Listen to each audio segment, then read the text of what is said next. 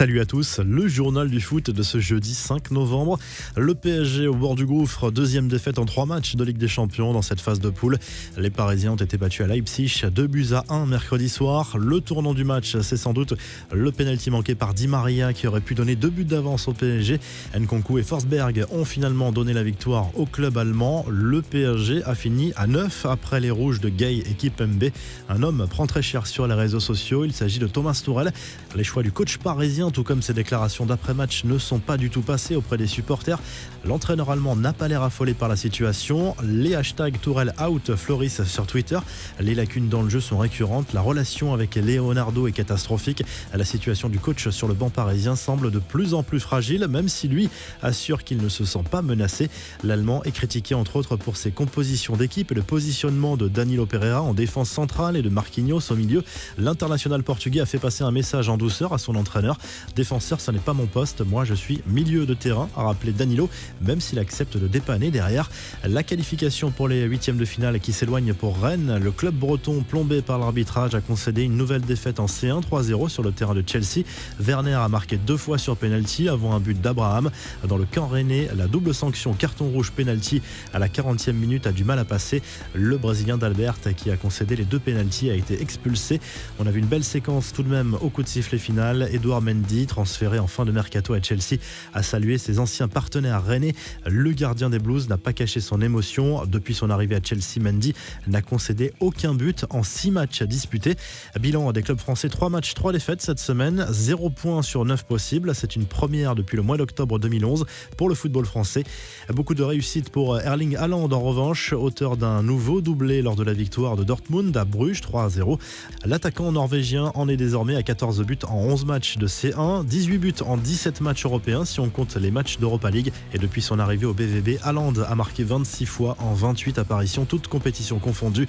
Haaland qui a prouvé une nouvelle fois qu'il n'était pas très à l'aise en interview, pas très aidé en plus par le journaliste qui a créé un gros malaise en lui demandant s'il allait dormir seul ce soir. Oui, bien sûr, a répondu le joueur, visiblement très gêné.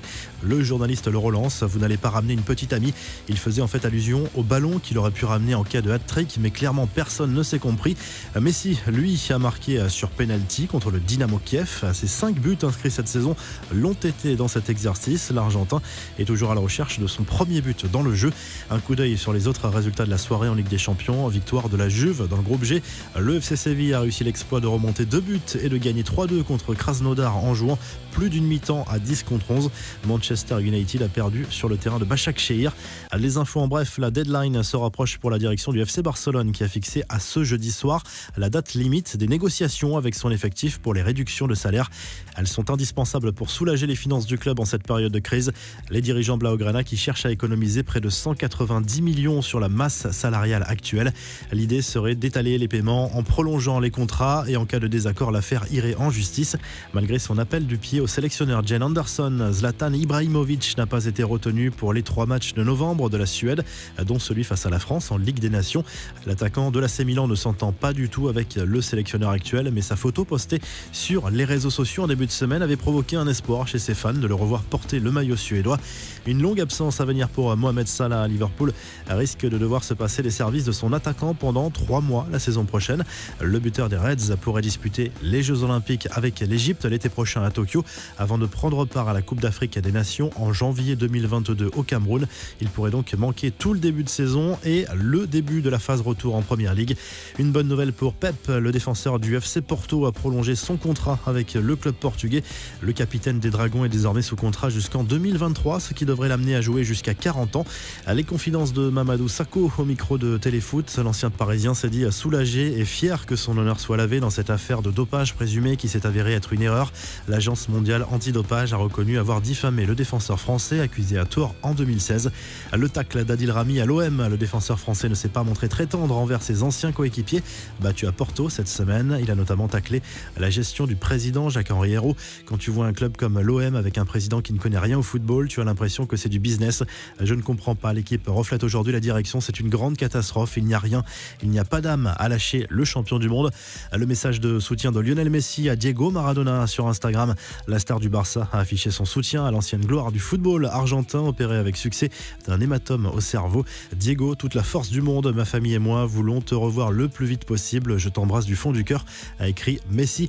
Enfin, on connaît la passion de nombreux footballeurs pour le poker. L'ancien attaquant de Troyes, Sochaux et Saint-Etienne, Sébastien Grax, vient de remporter la somme de 320 000 $ dans un tournoi.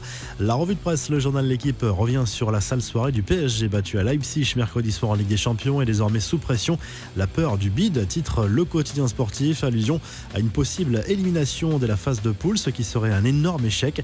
En Espagne, Marca encense Sergio Ramos, meilleur défenseur de l'histoire selon le quotidien sportif. Le joueur du Real Madrid a dévoilé ses 5 buts préférés sous les couleurs merengue. On y retrouve notamment ce but égalisateur en finale de la Ligue des Champions contre l'Atlético en 2014 dans le temps additionnel. But qui avait permis au Real d'arracher la prolongation puis la victoire. Le journal Sport revient sur le succès du Barça contre le Dynamo Kiev de buts à 1. Messi et Piqué ont offert la victoire au club Blaugrana, leader de son groupe avec 3 succès en 3 matchs. Et en Italie, le Corriere dello Sport revient sur les matchs des clubs italiens. La Juve, vainqueur 4-1 sur le terrain de Ferencváros, se rapproche des 8e de finale. Morata s'est offert un doublé. La Lazio a arraché le match nul sur le terrain du Zénith Saint-Pétersbourg, un partout. Un groupe où tout reste ouvert pour la qualification. Vous retrouvez l'actu foot sur topmercato.com, l'appli Top Mercato, et à très vite pour un nouveau journal du foot.